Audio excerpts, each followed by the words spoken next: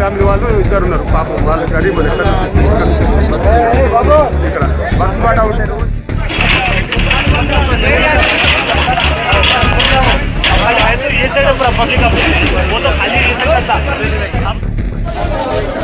బాబు నడవడా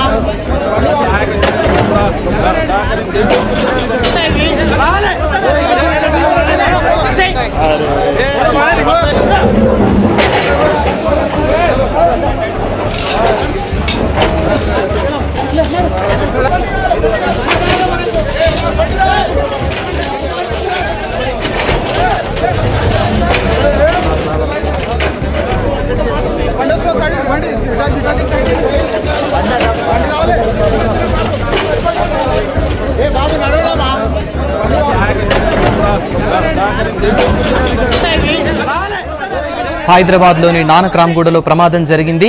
నిర్మాణంలో ఉన్న అపార్ట్మెంట్ కూలింది. 6 అంతస్తుల భవనం కుప్పకూలడంతో అందులో ఉన్నవారు శిథిలాల కిందే చిక్కుకున్నారు. కూలిన భవనంలో 5 కుటుంబాలు నివాసం ఉంటున్నట్లు తెలుస్తోంది. ప్రమాదం జరిగిన వెంటనే అధికారులు స్పందించారు. టౌన్ ప్లానింగ్, ఫైర్ అధికారులు ప్రమాద స్థలికి చేరుకుని సహాయక చర్యల్లో పాల్గొంటున్నారు. 5 ఎన్డీఆర్ఎఫ్ బృందాలు, 2 జేసీబీల సహాయంతో సహాయక చర్యలు కొనసాగుతూ ఉన్నాయి. మంత్రులు నాయని నరసింహారెడ్డి, పద్మారావు దగ్గరుండి పరిస్థితిని సమీక్షిస్తున్నారు. డిప్యూటీ మేయర్ ఫసీయుద్దీన్ అలాగే సైబరాబాద్ సిపి సందీప్ శాండిల్యలు ప్రమాద స్థలికి చేరుకున్నారు. సహాయక చర్యల్ని పర్యవేక్షిస్తూ ఉన్నారు.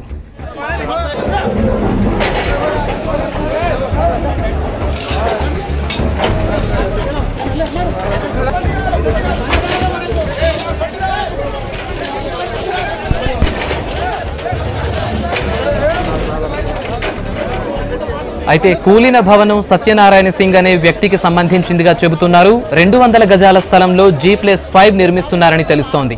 భవన నిర్మాణం పూర్తి కావచ్చింది. అలాగే టైల్స్, ప్లంబింగ్ వర్క్ మాత్రం నడుస్తుంది.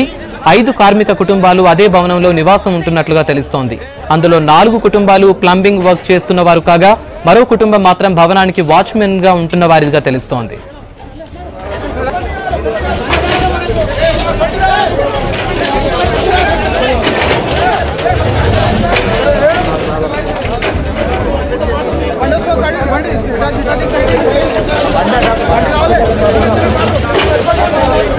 బాబు నడవడా బాబు నడవడా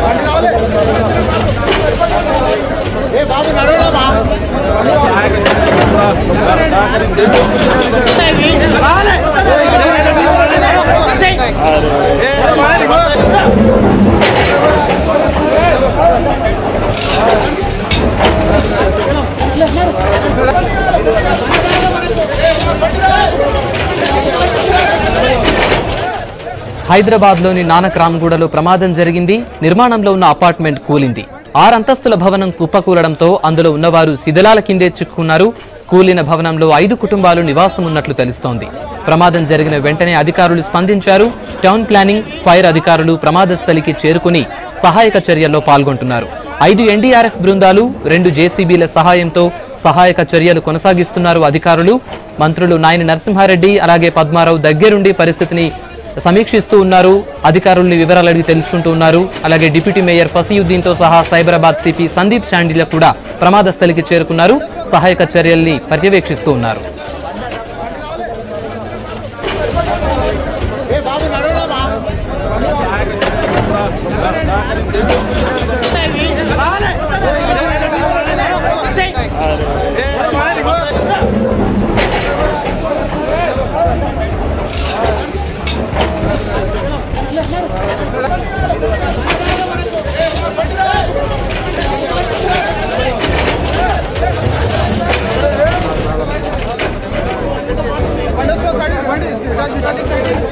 అయితే కూలిన భవనం ఏదైతే ఉందో అది సత్యనారాయణ సింగ్ అనే వ్యక్తికి సంబంధించిందిగా చెబుతున్నారు. 200 గజాల స్థలంలోనే G+5 నిర్మిస్తున్నాడని తెలుస్తోంది. ఇక భవన నిర్మాణం పూర్తి కాగా టైల్స్ అలాగే ప్లంబింగ్ వర్క్ మాత్రం మిగిలింది. 5 కార్మిక కుటుంబాలు అందులో నివాసం ఉంటున్నట్లు తెలుస్తోంది. అందులో 4 కుటుంబాలు ప్లంబింగ్ వర్క్ చేస్తున్న వారివి కాగా మరో కుటుంబం మాత్రం భవనానికి వాచ్మెన్ గా ఉంటున్న వారిగా తెలుస్తోంది.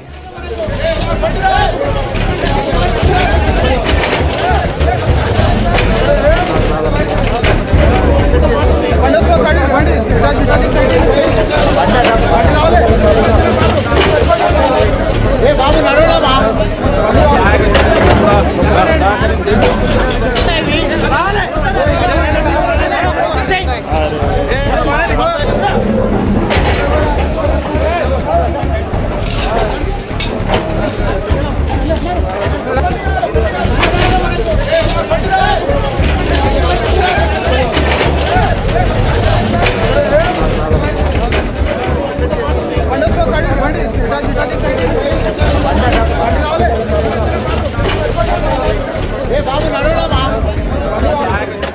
రైట్, దీనిపై స్పందించేందుకు భవనం యజమాని సత్యనారాయణ సింగ్ కొడుకు అలాగే బిల్డర్ అనిల్ ఫోన్ లైన్ లో రెడీగా ఉన్నారు.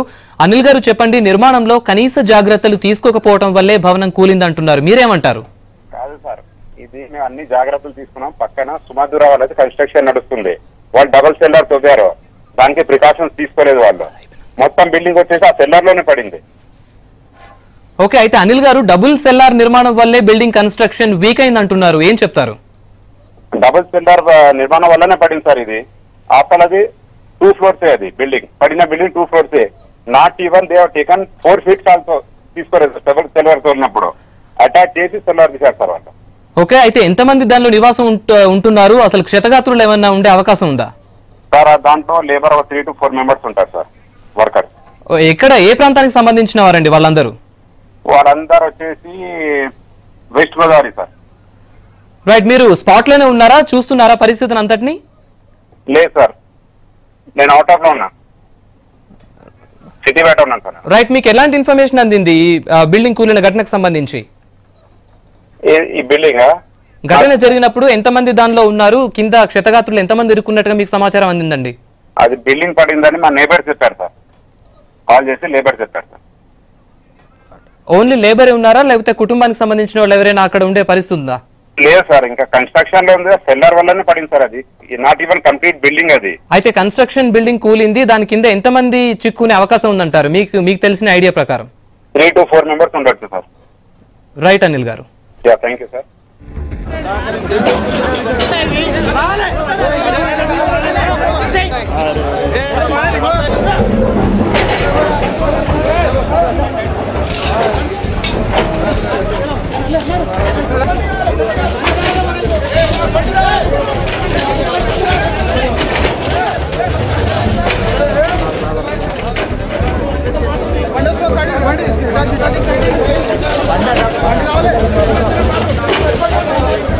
బాబు నడవడమా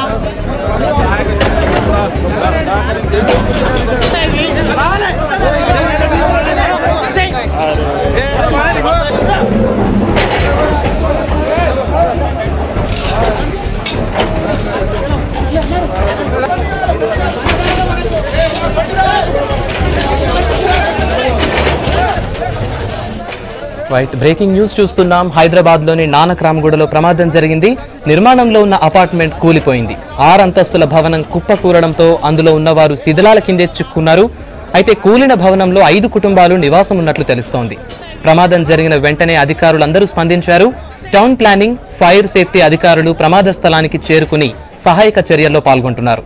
5 NDRF బృందాలు అలాగే 2 JCBల సహాయంతో ప్రస్తుతం సహాయక చర్యలు కొనసాగుతున్నాయి. అధికారులు అలాగే మంత్రులు నాయని నరసింహారెడ్డి, పద్మారావు పరిస్థితిని దగ్గరుండి పర్యవేక్షిస్తున్నారు. ప్రమాదానికి గల కారణాలను అడిగి తెలుసుకుంటున్నారు. అలాగే deputy mayor Fasiuddin, Cyberabad CP Sandeep Sandilya కూడా ప్రమాద స్థలికి చేరుకున్నారు. సహాయక చర్యల్ని పర్యవేక్షిస్తూ ఉన్నారు.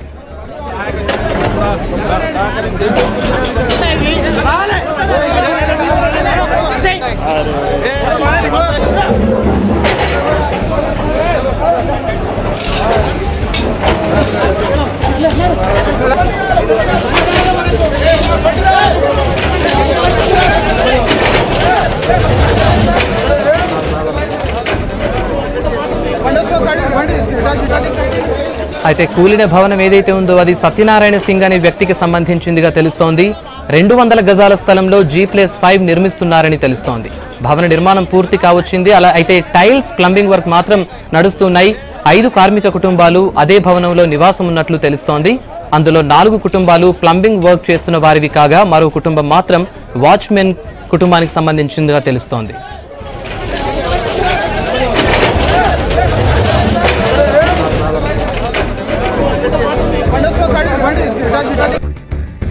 నా పిల్లలు డాడీ బిల్డింగ్ పడిపోతుంది అనగానే నేను లెఫ్ట్ సైడ్ వెళ్ళిపోయాను. లెఫ్ట్ సైడ్ వెళ్ళిపోయి నా 2 అమ్మాయిలకు చీర కట్టి లెఫ్ట్ సైడ్ నుంచి ఇచ్చేసారండి. అటు సైడ్ కట్టి ఉంది, ఇంకా అక్కడ పోయి మీరు తీసుకోవచ్చు, వీడియో అన్ని తీసుకోవచ్చు. బిల్డింగ్ కట్టేటప్పుడే కూడా చెప్పాను, ఇట్లా కట్టగలరు ఆయన జియో నంబర్ 167 అది వచ్చి కట్టరండి, నువ్వు రా అని చెప్పేది. నా బిల్డింగ్ నేను కట్టుకుంటున్నాను అని చెప్పి నా బిల్డింగ్ మొత్తం డ్యామేజ్ అయింది. పబ్లిక్ ఎవరు లేదండి, లేబర్ ఓన్లీ లేబర్స్ 16-17 మంది ఉంటారండి. 100%. 2 చిన్న మగ పిల్లలు ఉంటారు. ఛత్తీస్గఢ్ వాళ్ళ ఒక కొడుకు ఉంటాడు, వైఫ్ అండ్ హస్బెండ్. ఇంకా రిమైనింగ్ ఏమో విశాఖపట్నం వాళ్ళు ఉంటారండి. టైల్ చేసిన వాళ్ళు 2. 4 ఫ్యామిలీ అంటే 12, 2 పిల్లలు 16, 18 మంది ఉన్నారండి. నా పిల్లలు డాడీ బిల్డింగ్ పడిపోతుంది అనగానే నేను లెఫ్ట్ సైడ్ వెళ్ళిపోయాను. లెఫ్ట్ సైడ్ వెళ్ళిపోయి నా 2 అమ్మాయిలకు చీర కట్టి లెఫ్ట్ సైడ్ నుంచి ఇచ్చేసారండి. అటు సైడ్ కట్టి ఉంది, ఇంకా అక్కడ పోయి మీరు తీసుకోవచ్చు, వీడియో అన్ని తీసుకోవచ్చు.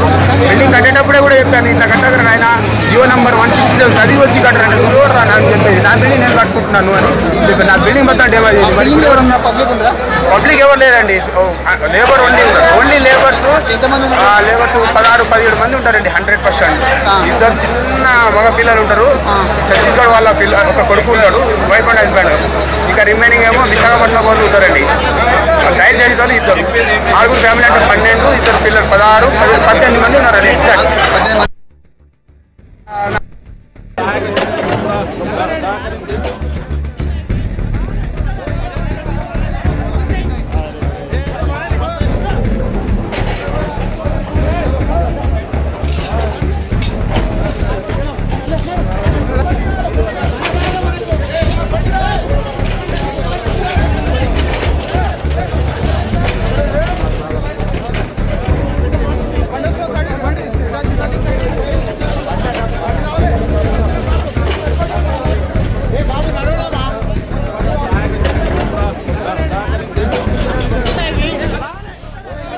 హైదరాబాద్లోని నానక్రామ్గూడలో ప్రమాదం జరిగింది.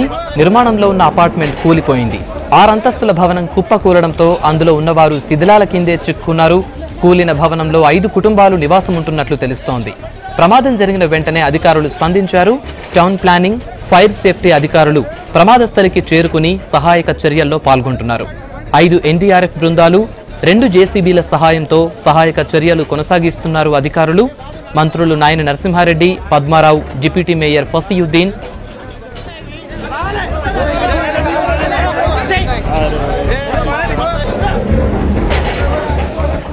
ఇదే విషయానికి సంబంధించి మనతో మాట్లాడడానికి మేయర్ లైన్ లో ఉన్నారు. రామ్మోహన్ గారు, భవనం కూలిపోవడానికి కారణాలు ఏంటంటారు? కారణం ఈ బిల్డింగ్ సంబంధించి కన్స్ట్రక్షన్ పూర్తయిన బిల్డింగ్ లో మరి ఇప్పటికే ఉన్న కార్మికులు, దీనికి సంబంధించిన అండర్ గోయింగ్ వర్క్ నడుస్తుంది. దీంతో పాటు మన పక్కన ఉన్న బిల్డింగ్ డబుల్ సెల్లార్ ఇవ్వడం వల్ల సెట్ బ్యాక్ వదిలిపెట్టకుండా సెల్లార్ తీసిన విధానం కొంత ఆ బిల్డింగ్ వెనుక ఉన్న పిల్లర్స్ అన్ని కూడా కుంగిపోయి ఒకటేసారి బిల్డింగ్ ఏకమేడలా పడిపోవడం అనేది అర్థమవుతుంది. వెనుక బిల్డింగ్ కట్టే అతను మరీ నిర్లక్ష్యంగా వివరించినట్టు కనబడుతుంది. ఈ బిల్డింగ్ కూడా ఆ పిల్లర్స్ స్ట్రెంత్ గానీ తీసుకున్న ప్రికాషన్స్ కానీ పక్కన బిల్డింగ్ సెల్లార్ అవుతుంటే వీళ్ళు కూడా ఏమాత్రం దాన్ని పట్టించుకోకుండా విధానం చూస్తే ఇద్దరు కూడా నిర్లక్ష్యం ఉన్నట్టు కనబడుతుంది. అయితే రామ్మోహన్ గారు, బిల్డర్ యజమాని ఎవరైతే ఉన్నారో సత్యనారాయణ సింగ్, అతని కొడుకు అనిల్ మాట్లాడారు. ఆయన అన్నారు జస్ట్ 4 ఉన్నారని చెప్పారు. ఆ పక్క వాళ్ళు అయితే 18 మంది వరకు ఉండొచ్చు అని చెప్తున్నారు. మీకు అందిన ఇన్ఫర్మేషన్ ప్రకారం ఎంతమంది ఉండొచ్చు? అంటే మాకు అందిన ఇన్ఫర్మేషన్ ప్రకారం వాళ్ళ 4 ఫ్యామిలీస్ ప్లంబర్ ఫ్యామిలీస్ ఉన్నాయి, ఒక ఫ్యామిలీ వాచ్మెన్ ఉందని మాకున్న సమాచారం ఉంది. మరి వెనుక కూలిపోయిన బిల్డింగ్ విధానం అదంతా చూస్తే మరి ఇంకా కింద శిథిలాల కింద అయితే కొంతమంది ఉన్నారనేది అనుమానాస్పదంగా అయితే ఉంది. మరి పూర్తిగా సమాచారం ఇంకా శిథిలాలు తొలగిస్తే గానీ తెలిసే విధంగా లేదు. అయితే యజమాని కొడుకు ఎవరైతే ఉన్నారో అనిల్, అతనే స్వయంగా చెప్పారు జస్ట్ 2 అంతస్తుల భవనం అని. మీకు ఎన్ని అంతస్తుల భవనం అని ఇన్ఫర్మేషన్ అందిందండి? ఇంతకుముందు 7 అంతస్తులని, ఒక 5 అంతస్తులని రకరకాలుగా దానికి సంబంధించిన ఉన్నాయి. అయితే పక్కన కట్టే బిల్డింగ్ ఈ కూలిపోయిన బిల్డింగ్, ఈ 2 బిల్డింగ్ల విషయంలో సమాచారం లోపలికి మరి కొంత ఇన్కన్వీనియన్స్ గా ఉండడం జరిగింది. గత గంట కింద చూస్తే సమాచారం ఇప్పుడిప్పుడే కొంత క్లారిటీ వస్తుంది. ఏ బిల్డింగ్ పర్మిషన్ ఉండి కట్టి ఏ బిల్డింగ్ కు ఎంత పర్మిషన్ ఇస్తే సెట్ బ్యాక్ లేకుండా చెల్లార్దవుతారు అనేది కూడా మరి ఆ ఫైల్ దానికి సంబంధించిన కన్సల్ట్ అధికారులందరూ కూడా మరి వాళ్ళను ఆర్గనైజ్ చేయడం జరిగింది. దానికి ఇంకా పూర్తి స్థాయిలో ఇంకొక 1 hour, half an hour, 1 hour లో దీనికి సంబంధించిన పూర్తి సమాచారం కూడా వస్తుంది. ఎవరి మీద దీనికి తగిన చర్యలు తీసుకోవాలి, ఎవరి మీద యాక్షన్ తీసుకోవాలనేది కూడా మరి క్లారిటీ వస్తుంది. అయితే 2 గంటల నుంచి రెస్క్యూ ఆపరేషన్స్ కంటిన్యూ అవుతూనే ఉన్నాయి. ఇప్పటి వరకు ఏమన్నా క్షతగాత్రుల్ని కనుక్కున్నారా? ఎవరైనా డెడ్ బాడీస్ గానీ ఏమైనా బయటకు వచ్చాయా? లేదు, కొంత సమయం పడుతుంది. ఎందుకంటే ఆ కూలిన విధానం కొద్దిగా భయంకరంగా ఉంది. దాన్ని తొలగించడానికి కూడా మనకి అది ఎన్డీఆర్ఎఫ్ బృందాలు ఇవన్నీ కూడా మరి దరిదాపులో ఉన్నాయి.